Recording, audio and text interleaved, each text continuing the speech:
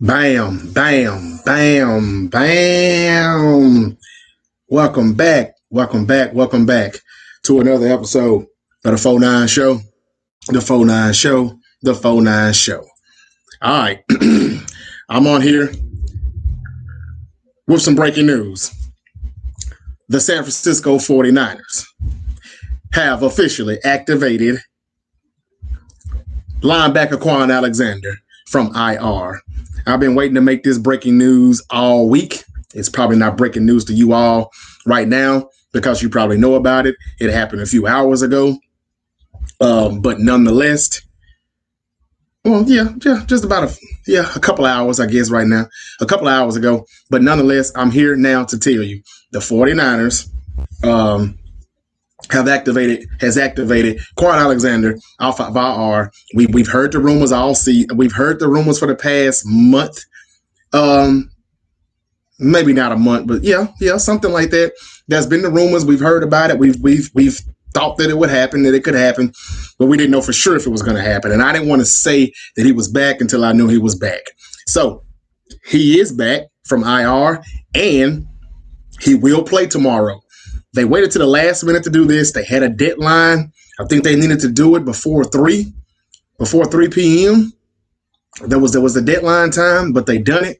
So it is what it is, and it's official now. He is activated from injured reserve, and he will be playing. Now they're saying that he will be limited, but significant playing time. He'll be limited. His playing time will be limited, but significantly.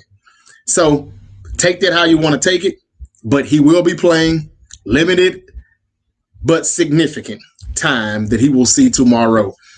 So I always did kind of figure that if he played, he was going to be out there for more snaps than D Ford. And the thing with D Ford is, this is another tricky one. He's questionable. He's practiced all week, but it's been limited participation all week. He has not did full practices. You know, the last day or two of practices before game day, if you don't see full participation, they're probably not going to go. If you see limited all week or a few days didn't practice and a few days limited practice, they're probably not going to go. And he may not be a go for this week. And this is crazy to me because I expected him to be a go.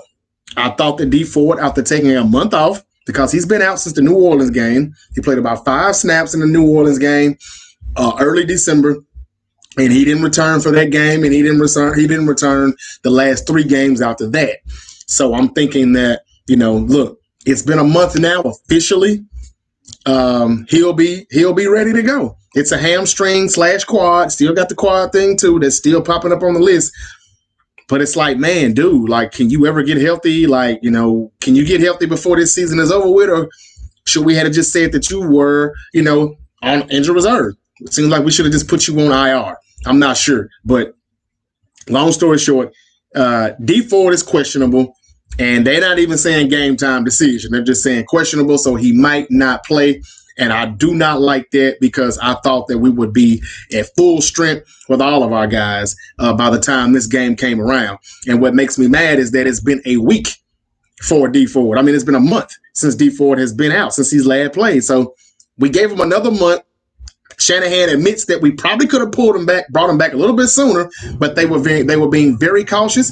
As a matter of fact, the words that he used this time was overly cautious. So if you were overly cautious, then there's nothing that would lead to me.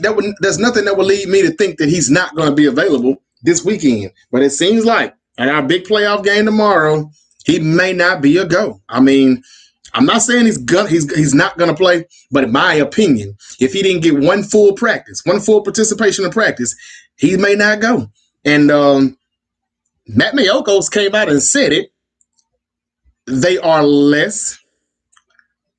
Well, what was his exact words? They were less optimistic of him playing tomorrow than they were earlier in the week. So whether it was a little minor setback or he's feeling some tightness again or just whatever it is, Shanahan has let it be known that this happened before. before the New Orleans game. They felt that if D Ford had told him that he felt that tightness, he wouldn't have let him play in that game either.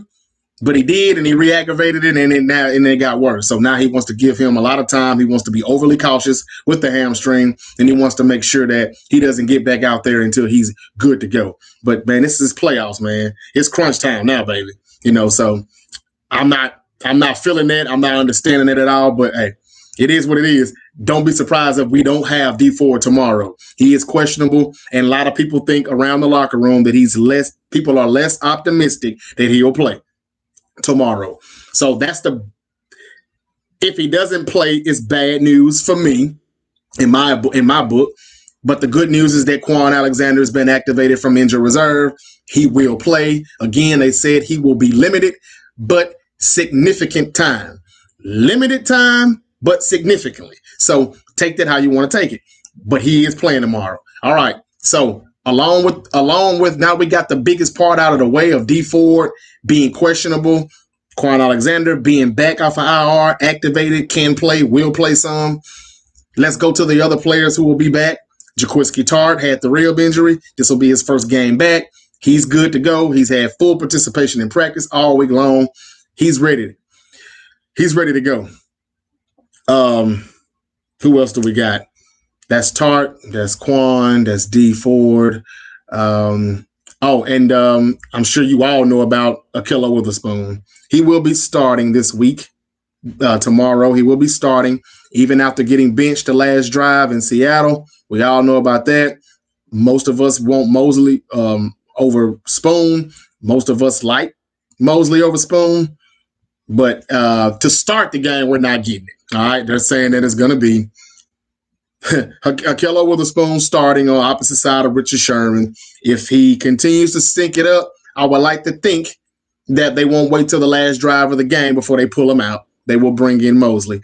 I'm going to go on a limb and say that Witherspoon won't be out there long. Now, what they see in this guy to make them want to keep playing him is beyond me. I don't know. Salah gave some excuses, and that's all it sounded like to me was a bunch of excuses on why Witherspoon is still getting the nod tomorrow in the playoff game because of certain matchups and personnel and things like that. That was basically more on the coaching than it was the player.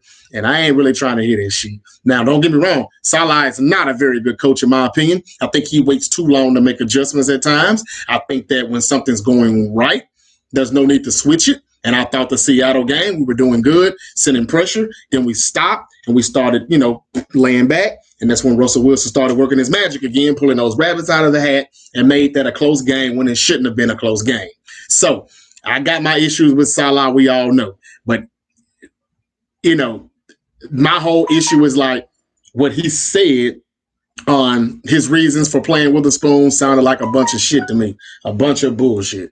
But he is playing tomorrow for a little while. I don't think that's going to be long. Okay, so now I've given you the injury update. Everybody else is good to go. Everybody else was pretty much full participants in practice this week, or they had some limited participation and full. But Mike Person with the neck, he's good to go. So he should get the start and be back.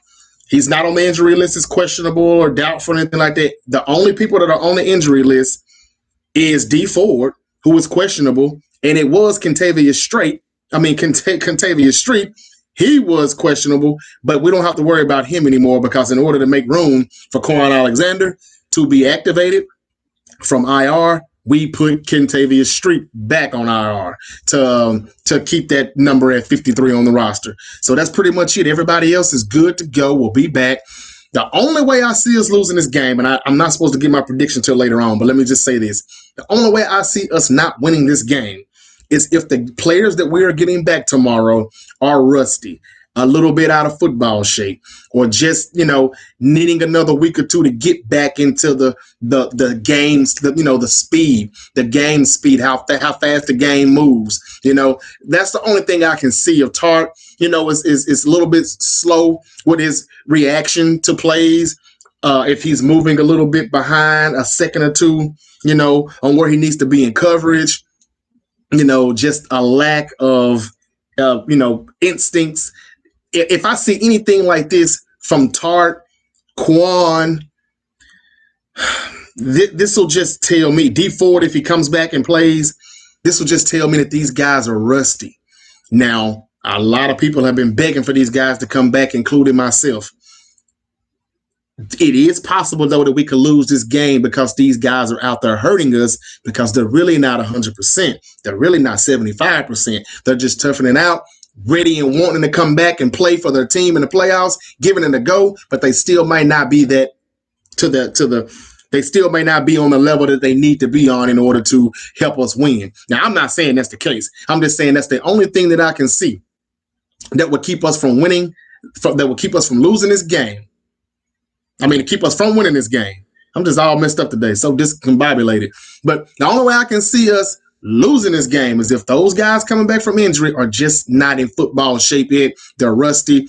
And hopefully, even if they are, it's only going to take them a half to get it together and get back into the whole game speed, full mode, and all of that before it takes the whole game. And then it's like they will be better next week, but there is no next week because we're eliminated from the playoffs. That's the only thing I can see. Okay, now let's break it down. Let's look at the preview about this game. We got the Vikings, we got the 49ers. We know the Vikings are number 6 seed, went into New Orleans and beat them. Nobody saw that coming. A lot of people were stunned. If anybody saw it, I didn't. But I was actually rooting for the Vikings to win because, for some reason I watched the Saints and I just started to get very sick of them now. I started to get really tired of looking at Sean Payton and his arrogant, over-aggressive look on the sideline. So the Saints lost, and I was glad that they lost. Mike Zimmer had a damn good game plan for the Saints. All right. They were on Breeze's ass all afternoon. They mixed the coverages nicely and they sent pressure. So it was a good game plan for Zimmer. I've been on record to say that Mike Zimmer is overrated just a tad bit. I think the defense overachieves one year, underachieved the next. This year they won 10 games. They went 10-6. They got in the playoffs. First time with Kirk Cousins. Last year was their underachieving year. The year before that in 2017, I thought they overachieved. They went to the NFC Championship game with Case Keenum. Defense was pretty good. Schedule was pretty decent for them, though. I think 2019 kind of is going back to what happened in 2017. However, what they did against the Saints will not be able to work against us. It was a good game plan. And I'm going to tell you why this could be a very good close game. I'm going to tell you why we could sweat. Because a man named Gary Kubiak is on the Vikings coaching staff. This is the same guy who was a head coach of the Denver Broncos. This guy knows Shanahan's offense. He knows it from front to back. All right. His dad gave the game to Gary Kubiak back in Denver. Gary Kubiak took that knowledge and went and coached the Houston Texans and, the offensive coordinator gigs at other places, Baltimore and whatnot. Then he wound it up coaching Denver, got another shot at head coaching. He was in Denver. He got sick and he left. When he got sick, he quit football for a few years, but now he's back. And a lot of Bronco fans probably don't like that because they don't have him. But he's back, and he is some part of the offense, some part of the offensive staff. He's not the coordinator, but he does the game planning. And that zone blocking and everything that the Vikings do with Dalvin Cook, that's Gary Kubiak. He's not calling the plays, but the offense and the game plans that are being installed, that's Gary Kubiak. So this is the reason why these people know each other really, really good. And Shanahan knows this. Kubiak, he runs the same thing we run, so he needs to be telling Robert Saleh, hey, it's just like you're playing us in practice. Get ready when it comes down to the running. They're going to do the reach blocks, the zone blocking. They're going to do that.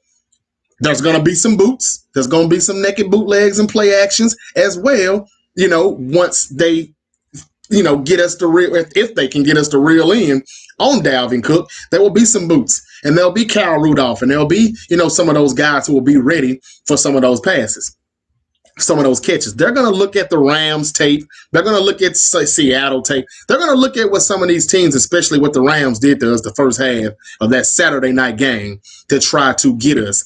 And Kirk Cousins and the Vikings do run offense similar to that. Gary Kubiak, this whole thing is us. And Shanahan knows that. Kubiak also knows our offense because he knows he gave the game to Kyle Shanahan He gave that to him. When he was in Houston, guess who Kubiak's offensive coordinator was? Kyle Shanahan. Gary Kubiak got it from his father, and he passed it down to his son, and now here it is. Here we go. Everybody knows each other a little bit too much for my liking in this game. Kubiak knows Shanahan. Shanahan knows Kubiak, and the offense that they run, the zone block, and they run. Now, this is an advantage it depends on how you look at it. It could be an advantage for both of us. It's pretty much going to be who can outmatch who in a chess match. Who's going to do what? Who's going to overthink who? Who's going to, be smarter in the end? Who's going to make the most executions? Who's going to execute these plays better or more, I should say? Because Mike Zimmer already knows what we do. Gary Kubiak has already gave him the playbook. Hey, man, this is what the Niners like to do. This is what they're going to do. Same thing that I do over here, okay, with us. So this is pretty much going to be who is going to outthink who, So this is going to be a close one. Mike Zimmer, again, put together a good game plan last week in New Orleans. But I'm going to tell you right now, the way he sent pressure at Drew Brees and he had those mixed coverages, he's going to have to back off. He may want to back off with that shit tomorrow with us because we will take some shots. Now, I've heard that the Vikings are really, really good covering tight ends this year. Okay. My answer to that, I've been hearing that all week on sports radio shows and all of that. My answer to that is he ain't played George Kittle. I mean, they have not seen George Kittle yet. The best tight end in the league. We're going to use George Kittle in so many different ways, okay? All right? We're going to use George Kittle to block in the backfield. We're going to use him to block like a fullback. We're going to use him as an extra tight end. We're going to chip. We're going to use him to chip. We're going to use him for tight end screens. We're going to use him to play fake, and then we'll dump it off right there to him after we boot you this way and we roll out this way. We're going to use him so many ways. He's not just going to line up, like a receiver and go run a route. So, whatever they're looking at, whatever they think they're going to do, they're watching the film, but there's still just no way to just say, this is what we're going to do and this is how we're going to stop him. I don't care what defensive coordinator you are or how good you are. There's no way that he can be stopped. And even if he is stopped, then that only means that you're taking away all of your marbles, all of your apples and your oranges, and you put them all in one basket. Your eggs and all of that shit, you're putting it in one basket trying to focus on one guy who was 85, Kittle.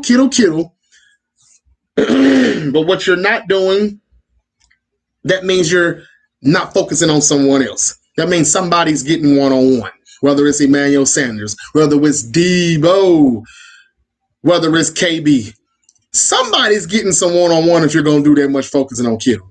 Or are they just saying that the Vikings are so good against tight ends, they don't have to just do a lot of doubling or focus on him so much. They're just that good with, I don't know who it could be. What's the linebacker's name? The guy that they brought back, Anthony Barr or somebody like that. To me, in my opinion, overall, they are a good defense. But nobody on that defense scares me or frightens me like, we gotta take care of him. We gotta watch out for him. Now, Danielle Hunter and the other guy on the other edge, on the other side, they're good. Last week, they put them in the interior sometimes. They did a lot of switching up, and they sent pressure. Like I said, if Zimmer is smart, or whoever the offensive coordinator is from Minnesota, he might want to back off on that. Zimmer might want to back off on sending that type of pressure because we will take a shot. This is where we can take our shot. Now, switching it up real quick, Kwon Alexander is playing. I've already said that. But Dre Greenlaw, his backup, we'll see a lot of time on the field. It's not that he's just out. Kwon is back. All right, Dre, thank you. We appreciate it. Thank you for that number one seed. Because if it weren't for you, we damn sure wouldn't have got it. Thank you for your services, but you can be seated now. No, he's playing. And I'll explain why. They are saying that both of those guys are going to be on the field at the same time. Not in and out. They're both going to be on the field. Greenlaw and Kwon Alexander, because the Vikings stay in their base offense a lot. Kind of like us. They're going to do a lot of 21, 22 personnel. You're going to see tight ends and fullbacks and a running back outside with only two wide receivers lined up outside. You're going to see that. They're not always going to be in 3 and 4 wide. You're going to see base offense, so you're going to see our base defense. So we want to have more linebackers on the field. And this is going to be interesting. But in my opinion, I think that actually favors us, because with Greenlaw and Kwon on the field at the same time, I only can think of good plays, big plays happening when that's going on, because Drake Greenlaw really did start coming along. Glad to have Kwon back. I know you all are as well, but Drake Greenlaw was really starting to come along, and he made a hell of a play 2 weeks ago for us to, get the #1 seed in Seattle. That was a hell of a play. Now, one thing that I don't like about our linebackers, I could say, with Greenlaw and Al Shahir, is that they bite too damn much on plays, on play fakes. This has to stop, because everybody's going to do that. It's the playoffs now. They're not just going to do it for one drive and go back to doing what they normally. They're going to do whatever it takes to beat us, because they know that if they don't, their season is over with. So the play fakes, we got to stop biting on those so much. But with two linebackers out there, with Kwon, Greenlaw, and Warner on the field at the same time, I like my chances. Don't be surprised to see Tart on the field more, in the box, back in the box again. We can get Jimmy Ward to go back to free safety, because for whatever reason, since he's been out, Marcel Harris has been playing the single high safety like he's a free safety, and they've had Jimmy Ward in the box like he's the strong safety. I don't understand. I don't know why. I don't think Marcel Harris's cover skills is better than Tart's. So I don't know why. And he's a little too over-aggressive. So I don't know why he was back there. But they were doing that, if anybody noticed it. So we get to see Tart back in the box, helping those guys out. I wouldn't and I'm glad that that's going to happen. So basically, like I said, we'll see Greenlaw and Kwon out there at the same time. More linebackers will be on the field, because the Vikings stay in their base offense, so we'll be in our base defense. That's not bad. The only thing I would say is a disadvantage to us is that they're not going to allow us to rush the quarterback like we want too much. The only way we're going to be able to do that is if we can shut down Dalvin Cook, and we know Dalvin Cook is a bad boy. And I'm not being biased when I say that, being a Florida State fan. He is just a bad boy. But we have tightened it up on the run defense. Our run defense is really, really, really tightening up lately. So I don't think it's going to be a problem. You got more speed back on the field now that Kwon is back. And if D4 comes back and plays, then we've added our speed back, on the defense. So I think overall, all in all, if we contain or shut down Dalvin Cook, we will get Kirk Cousins in situations that he doesn't want to be in. And that's 3rd and longs. And when he gets in those 3rd and longs, if D4 plays, this is when we can pin our ears back and we can just say, go get him. And everybody knows when Kirk Cousins starts getting hit, starts getting rattled, he is a total different quarterback. He is like a deer in headlights. He's shook. He's frightened. He don't want it. When that stuff starts happening, he don't want any smoke. He's going to close his eyes and throw a pick in the biggest moment, or he's just going to just be inaccurate on throws. He's going to be wild. He's going to take sacks. He's going to hold the ball too long. He's going to mess up. And all we have to do is just get them in 3rd and long situations. If Dalvin Cook runs the ball successfully against us, this is going to be a close game all the way to the wire. And we love playing close games. But a lot of that, I would say, is because our defense slipped, because we had injuries. Even the starters got hurt, and then the backups got hurt. And then the depth that we had got hurt. Just injury out the injury. But now that we're getting some of these guys back, I think that we should be able to run away from the Vikings at some point. It'll start off close, but I think we will get up 2 scores, and the Vikings will kind of be chasing us for the rest of the way. I'm going to say Vegas has us as 7-point favorites. I'm going to say that we're going to win by 7. Not that it's going to be close. I think that they'll just be trying to come back and hang in there, and they'll end up losing by only 7. But we'll probably get up on them by 13 or maybe even 17 at some point in the second half of that football game. And I say that because Dalvin Cook is the only person that I'm worried about, and our defense has gotten healthier. Again, the only way I see us losing this game is if the guys we're getting back are rusty and they're just not up to speed yet. And even if that's the case, that's probably not going to happen for one half. So I got the 49ers winning this game 24-14. I'm going to say 24-14. And the only reason why, no, not 24, 27. 27-17. And the reason why I'm saying, no, I'm still wrong. I said we're going to win by 7. So let me go 27-20. And I'll explain why. 7 points. I think they're going to make sure that the Vikings cover the points. Even though we're going to beat them. If you're watching it, you're going to say they really dominated their game. They beat them by more than that, but that's the final score. It is what it is. But the reason why I'm giving them the 7 is because, man, these playoffs, the house never just seems to lose. And I also want to give some credit to Zimmer on how his game plan will work for the first half, maybe some of the first half, because we always get off to these slow starts. Most of this is because of us, not because of Zimmer. But I'll give a little bit of credit to Zimmer. He will have a good game plan that'll work for a minute until Shanahan outthinks him and says, okay, if you're going to do this, then I'm going to have to do that. And in the end, Shanahan will be the one at the table saying checkmate. But because we get out to these slow starts at home, especially at home, we're not the best at home. Yeah, we won 13 games. We did. We won 13 games. You play 8 games at home, 8 games on the road. Okay? We were 7-1 on the road. Am I right? Because the only game we lost on the road was Baltimore. Okay? So that means we had 2 more losses, and they were both at home. The Seattle game, Monday night, and then the crazy Atlanta game that we probably shouldn't have lost, but we had too many damn people out. Okay, so we've lost more games at home than we have on the road. So I just think that it'll be a slow start, and Zimmer will kind of look like, they're about to do it again. The number 6 seed, they're about to pull it off in San Fran, baby. And it's not gonna happen though. We'll get it together. We will. Garoppolo may even throw one interception. We know how he does, but he comes back after that interception and he turns into a whole nother man, a whole nother guy, and he just shakes whatever that is off and he bounces back and he plays good. So I can't even complain. I can't say anything. He's gotten us 13 wins. Okay, he's 20-5 as a starter. So hey, look, he's our guy.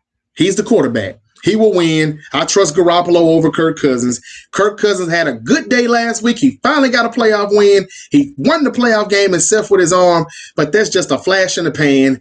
That shit ain't going to last, and I think that's coming to an end tomorrow. All right? Now, like I said, offensively, we will get them. We're just going to start off slow. Kittle will do his thing, okay? I think Matt Breida, even though nobody's talking about him, I hadn't heard anything about him. Nobody said anything about him, but I think Matt Breida will be back. I think Matt Breida will be playing. I think they've been saving him for the playoffs because they didn't want to tweak or aggravate his ankle anymore. So he's gotten all the rest he needed. I think he's good to go. He got a few snaps 2 weeks ago in Seattle. I think he'll get more tomorrow, maybe 12. If he only got about 4 or 5 carries 2 weeks ago, they upped that to about 10 to 12. I want to say Mostert will get the bulk of the other carries. We already know that. And I wish that they would just let Tevin Coleman just not play. Like, let him suit up, but don't let him play. You know, and I've always told y'all that starters don't mean anything. You know, we always see, what's his name? Tevin Coleman on the starting thing, but that doesn't mean anything because he gets out there and plays one play, the first play of the game, or the first drive of the game, and then you don't know when you'll see him again. You know, so there's really starters don't mean anything with Shanahan and his depth chart. You know, what you see the first drive doesn't have nothing to do with what you'll be seeing the second drive and the rest of the game. Most of it'll be the man. We already know that. And I think Breida gets back into the action a lot more tomorrow than he has been. I think that's what he's been saving him for the playoffs. Again, the big key to tomorrow's game is if D4 is going to play or not. And I don't think he's going to play. I know y'all mad, but I don't think he's going to play. I don't know for sure, but they still got him at questionable. And Matt Mayoko has tweeted earlier today that there's people around the locker room who feel less optimistic about him playing tomorrow than they were earlier in the week. So that's bad news to me. It's like, God dang, dude. I mean, $85.5 million contract, a second-round pick that we gave it for you, and we only got about 5 games out of you this year. And you didn't play every snap then. It would have been very good to get him on the field tomorrow. I hope we still do because Bosa gets his one-on-ones back. It even helps the interior D linemen like Buckner and Armstead, you know, on those passing plays on third downs. it just helps all the way around. D4 really, really, really is a key factor to our defense. Anybody that doesn't think he is, they don't know football. But it really is a major key to what we were doing earlier the first half of the season. We went 9-0 for a reason. It wasn't just because without these guys, after Halloween, Kwon was gone. That's when it got rough. And we still weathered the storm with most of these games, okay? We lost to Seattle. Yeah, we lost to Baltimore.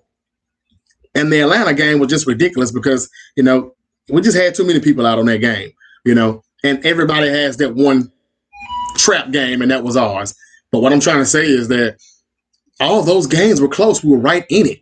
And this is without our guys, our main starters. So with them back, I just feel like nobody can beat us, and we're going to the Super Bowl, and we're going to win that. And we're going to do just like we did in 1994. As you can see, Steve Young wearing that. I don't know why we didn't wear those this year. We should have worn them. We should have worn it tomorrow.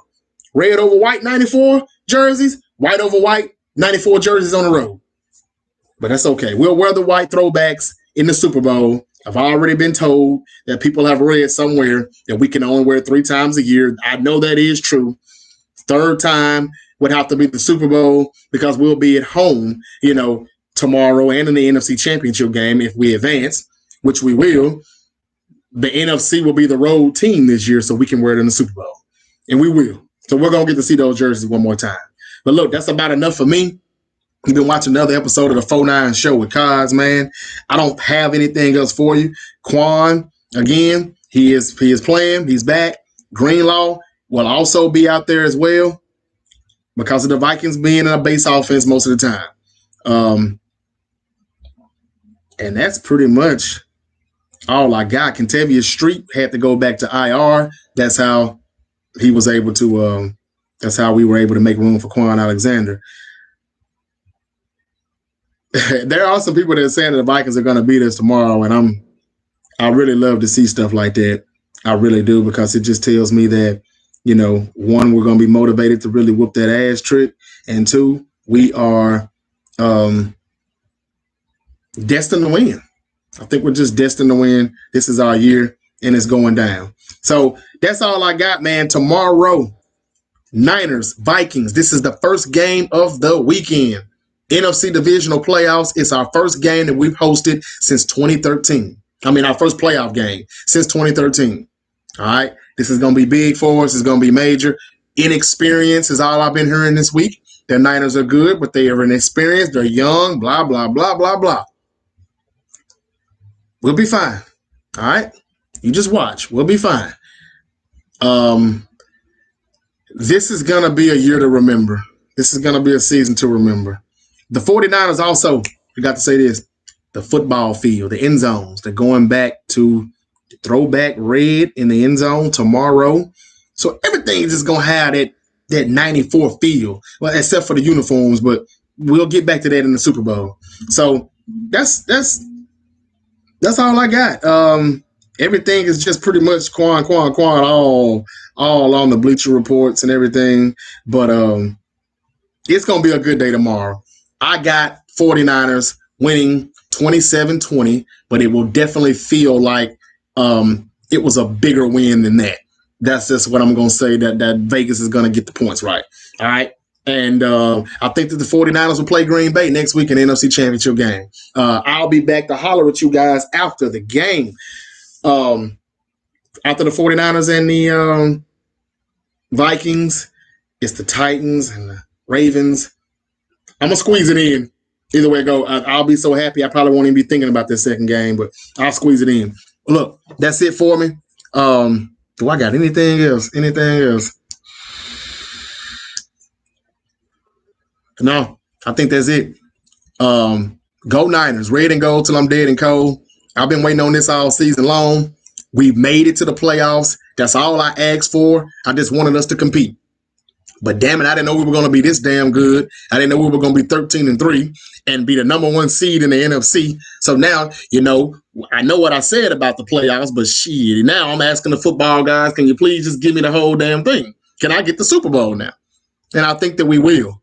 I predicted this a long time ago. Actually, Actually, the season before last, I figured that the Niners will win in 2019. I had all of my conspiracies on why. I think I've told you all of that. 1994 season, 13-3. Same thing for 2019, 13-3. Home field advantage. 94 team, home field advantage. Super Bowl was played in Miami in 94. When we won the Super Bowl, Super Bowl was played in Miami this year. Kyle Shanahan is our head coach. Mike Shanahan was offensive coordinator in 94. Everything just seems to look like a 94 season. It just got that 94 feel. You know what I'm saying? Call me crazy, but and they were celebrating the 75th season in the 94 year when we won the Super Bowl. They were celebrating the 75th season. That's why they were wearing those throwbacks then. What Steve Young's got on right there, they were wearing that because that's old from the 50s or 60s when they first. Well, they wasn't in the 50s. Yeah, from back in the day. From like the 50s and 60s, the Niners wore those. So those were throwbacks then. They wore it to celebrate the 75th season. If you're a real Niner fan, you know that. And this year, they're celebrating the 100th season. Y'all, come on, man. I think it's already been written. That's it for me. This has been another episode of the 4-9 Show with your boy, KODS. I will be back after we win tomorrow and advance to the NFC Championship game. They are setting it up to be the 49ers and the Seahawks. But I want to say that the Packers will win on Sunday evening because it'll be snow, it'll be cold, and it'll be freezing damn near. It will be freezing. And I don't care what Russell Wilson says. They ain't used to this shit. Now, I know what a lot of people think. 49ers, Packers, NFC Championship. That shit don't sound like money, right? Because we whooped that ass on a Sunday night about a month ago. I get it.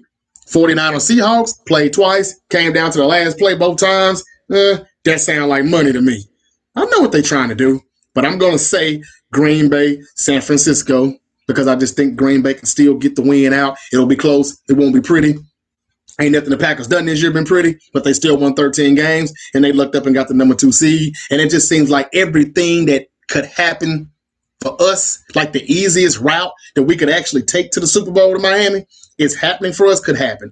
Think about it. We just dodged a bullet. We didn't have to play Seattle first game. Everybody said, I wouldn't get the number 1 seed if I were you. Seattle's going to end up coming right back to you. Well, we weren't worried about it.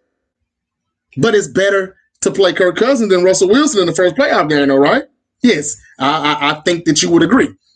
Okay? And then the second playoff game, it could be Russell Wilson again, but not if he loses this time. It would be Aaron Rodgers, and we would take him too over Russell Wilson. All this happened by the Saints getting put out. So we get the Saints put out the first week, which we did. Seattle get put out in the second week. It's like these were the 2 teams that we were worried about if we were worried about anybody. I think we're getting the easiest road possible to the Super Bowl. Whether it's conspiracy, setup, real, fake, whatever, I don't know. Who cares? But it's just bragging rights, baby. That's all we can really do. We're not getting anything for it, you know. But we know we've been screwed plenty of times in the past. And it wasn't because we were just not better than the other team or better than Seattle in 2013. They gave that shit to them. You know what I'm saying? So, Niners, Packers, next week, NFC Championship. That's my prediction. We beat the Vikings tomorrow, 27-20. Packers beat the Seahawks tomorrow, 20-17. You know, I'll say some shit like that. Y'all be good, man.